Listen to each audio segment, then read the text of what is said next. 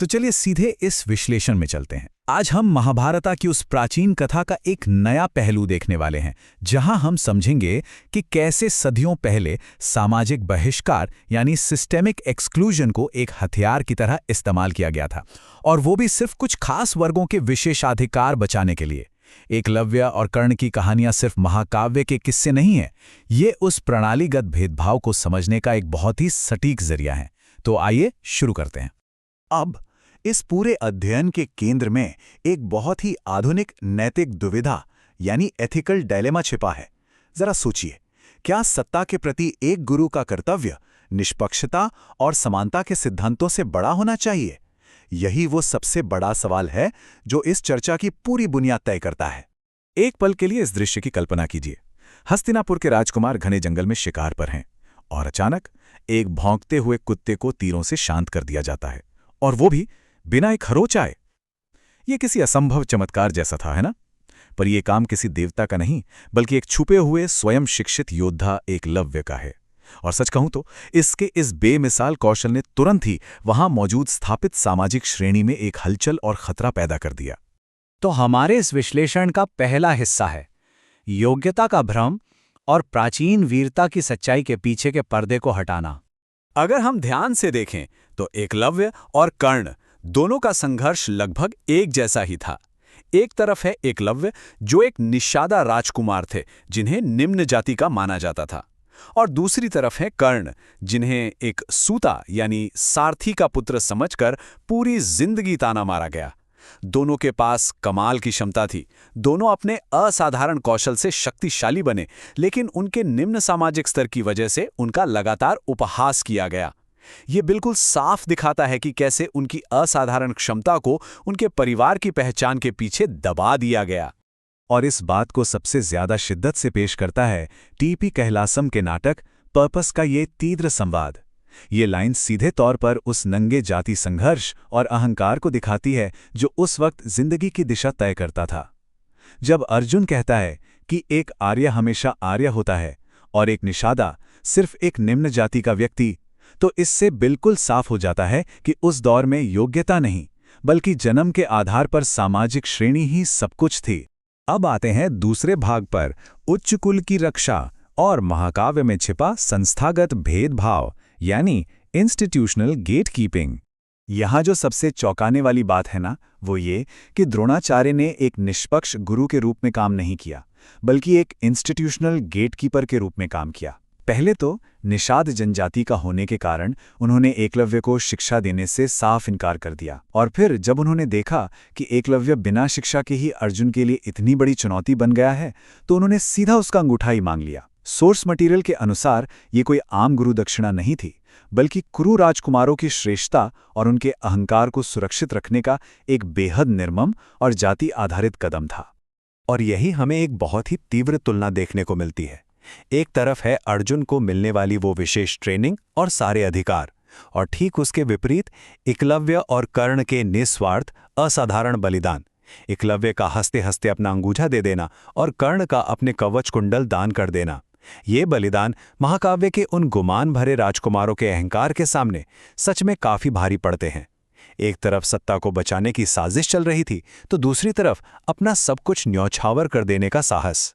आगे बढ़ते हैं तीसरे भाग की तरफ, एरिस्टोटेलियन ट्रैजिक हीरो का मॉडल और हाशिए के नायकों की वो चूक जो उन पर भारी पड़ी। चलिए इस परिभाषा की थोड़ी गहराई में चलते हैं।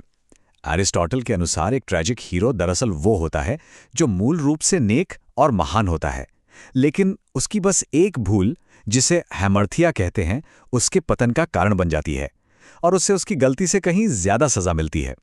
सोर्स मटेरियल भी यही बताता है कि एकलव्य और कर्णा को अपने जीवन में जो दर्द झेलना पड़ा, वो उनकी किसी बुराई की वजह से नहीं, बल्कि उनके अपने आदर्श और लिए गए निर्णयों की वजह से आया था। असल में हुआ ये था कि दोनों ही नायकों के अंदर आगे बढ़ने की और समाज में पहचान पाने की एक बेचैनी थी। वे दोनों ही अर्जुना से आगे निकलने की महत्वाकांक्षा रखते थे, लेकिन खुद को साबित करने की यही जिद और मान सम्मान पाने की उनकी कोशिश ही उन्हें एक ऐसी स्थिति में ले आई जहां उन्होंने अपने सबसे घातक बलिदान दिए। अपनी विरासत और पहचान को बचाने के लिए उन्होंने जो रास्ता चुना ना, अफसोस वही रास्ता उनके इस असाधारण लेकिन बहुत ही दुख भरे अंत का कारण बन गया। आज के कई शोध और एकेडमिक जर्नल्स इस बात को उजागर करते हैं कि इन दोनों को साहित्य का सबसे मानवीय यानी ह्यूमन किरदार माना जाता है। क्यों? क्योंकि एक तरफ तो वो बहुत मजबूत थे, पर दूसरी तरफ किसी भी दिव्य सुरक्षा से पूरी तरह वंचित थे।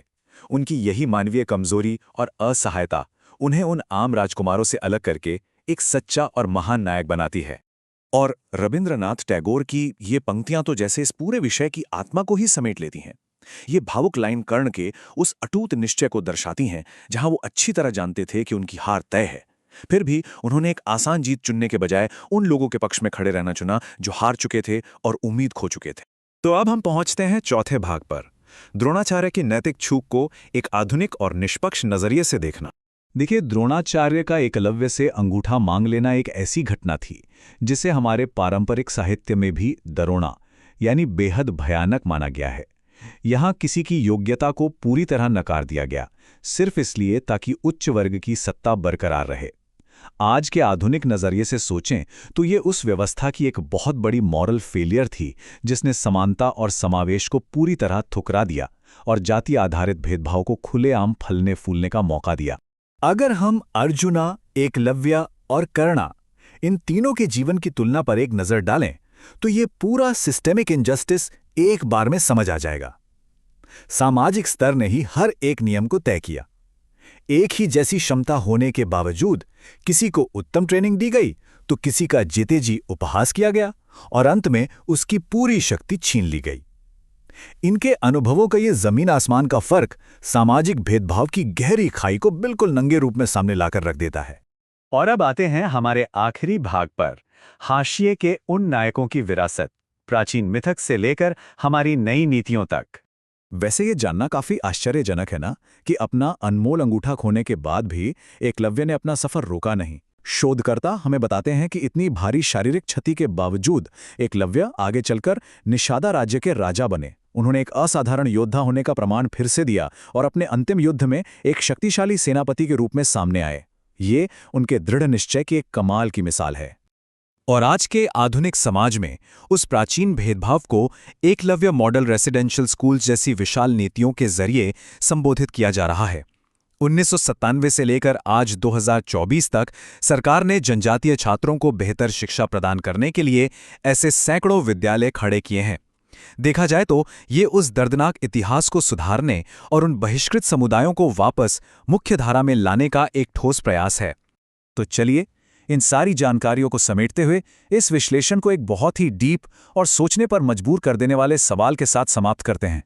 इन सोर्स मटेरियल्स को गहराई से देखने के बाद एक बड़ा सवाल खड़ा होता है, क्या हमने वाकई उस व्यवस्था को पूरी तरह तोड़ दिया है जो पहले योग्यता के बदले उनका अंगूठा मांग लेती थी, या फिर क्या आज भी किसी नए रूप में विशेषाधिकार प्राप्त वर्गों को आगे रखने के लिए कुछ लोगों को पीछे छोड़ा जा रहा है?